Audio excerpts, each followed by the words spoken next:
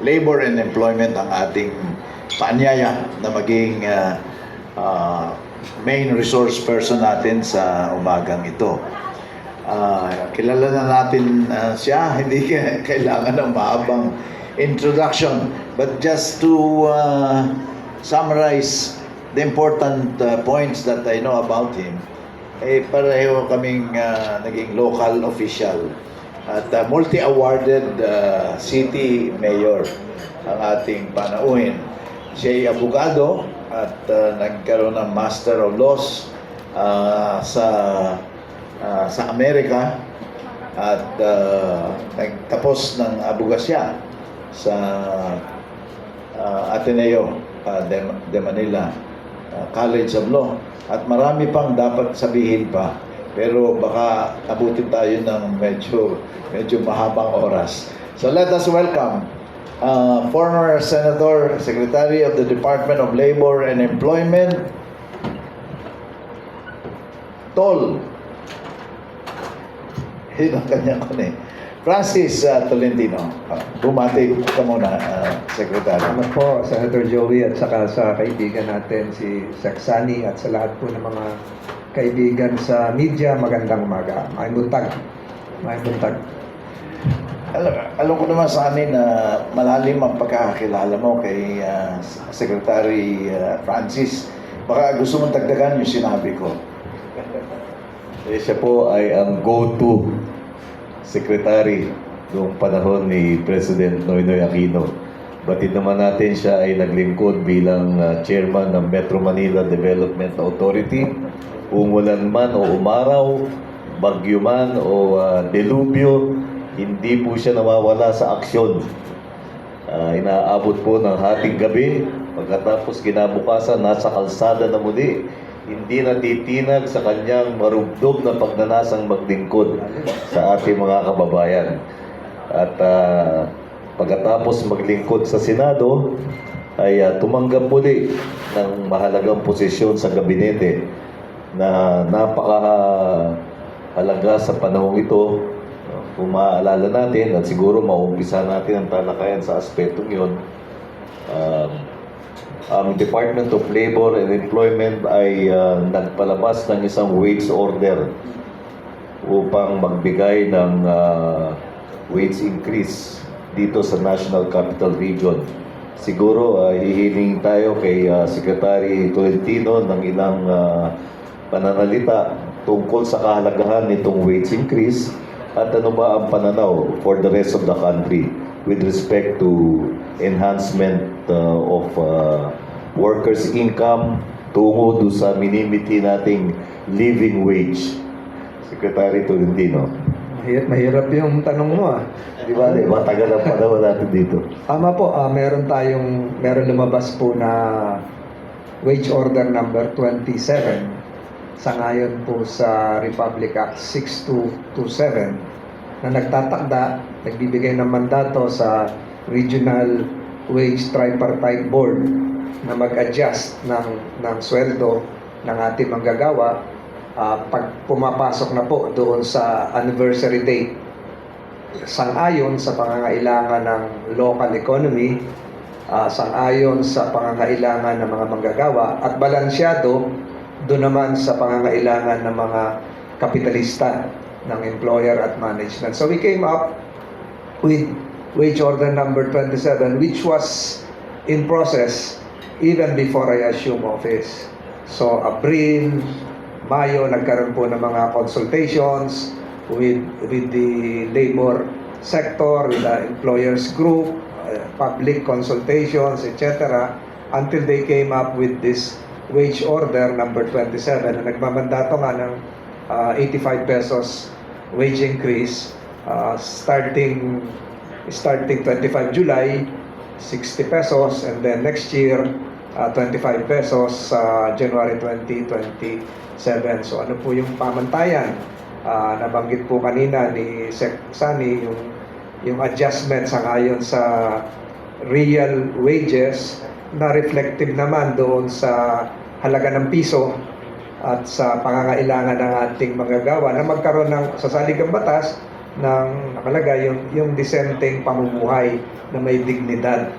At ito po nga yung lumabas. So, ito po ay malapit na, ilang araw na lang. Ngayon ay 22 ba? 23. 22, tatlong araw na lang ay ipapatupad na. So nabanggit ni Sexani yung living wage, magkaiba po yun.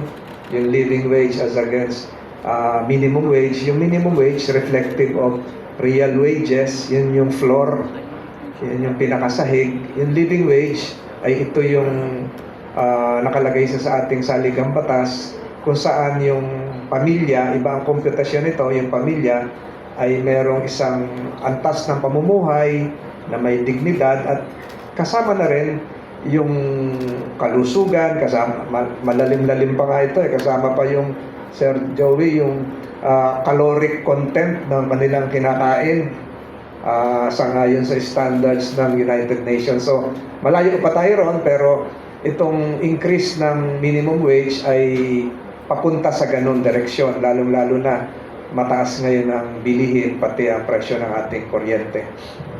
So sa kabila ng bahaging na tutol ng ibang sektor, ay wala na makakapigil dito sa implementation ng minimum increase in the minimum wage na 60 starting July 25 and 25 pesos in January 2027. So, tuloy-tuloy na ito, Secretary. Tuloy-tuloy na po yan. Nagkaroon lang ng kaunting delay kasi yung NCR Wage Order number 27, bagamat nakatakda dun yung amount, wala naman dun yung first tranche date. Nasabi ko kasi noon na July 19. Yun po ang assumption noon ay kung na-publish kaagad namin. So hindi namin kaagad na-publish.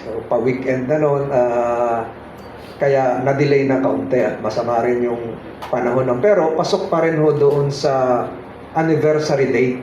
Kasi yung anniversary date ay July 18. So, between July 18 and July 25, nandun pa ho yun.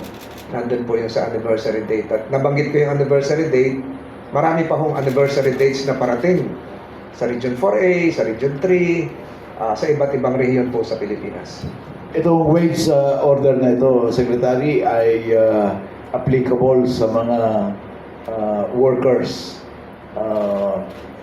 the formal sector. Siyempre, hindi kasama yung mga magsasaka, banging isda, sapagkat they belong to the informal sector. Kamusta yung sa mga gig economy, yung mga nag-aangkas, yung nagdi-deliver ng pagkain, ng mga kargamento, fast delivery, gamit din ng motorsiklo. Yun ang tinatawag at narinig ko ito sa iyo. Part of the gig economy. So, paano naman ang mga tao na nasa gig economy? Anong iyong pananaw dito? Saklaw ba sila dito? Hindi sila saklaw? O saklaw sila dito sa wage order? Alam niyo po, medyo komplikado itong gig economy kasi wala pa tayo ngayong eksaktong pamantayan. Meron pong mga platform app companies na nagbibigay talaga ng minimum wage. Meron pang may dagdag nga dahil minsan alam niyo naman yun, wala naman itong 8 hours work na hanggang alas 5 lang. Minsan nagpapadeliver yung iba alas 1 ng umaga, alas 2 ng umaga. So inaamin ko po na sa ngayon wala pa tayong pamantayan dito. May mga kontrata sila isa-isa, may iba nga nagmo-moonlight sa iba't ibang platform, nagda-drive sa Lazada, lilipat sa Shopee. May oras kasi mas malakas yun, hindi ko ina-advertise yun. So ang atin pong hinahabol dito sa mga darating na buwan ay hindi lang yung pare-parehong sweldo, kung hindi yung kanilang benepisyo. Nakakalungkot sabihin na merong iba na hindi rehistrado sa SSS, walang PhilHealth, kagaya nung rider na napasyalan ko yung nasaksak sa Malabon, nakaburol ngayon sa Quezon City, wala pong katiyakan ng kanyang PhilHealth. Ibig sabihin, hindi siya rehistrado. So, ganun po yung gusto nating ilabas. Magkakaroon tayo ng labor advisory or order in the coming months. Medyo mahirap, binabalangkas pa po natin yun. So, yung tanong nyo, saklaw ba?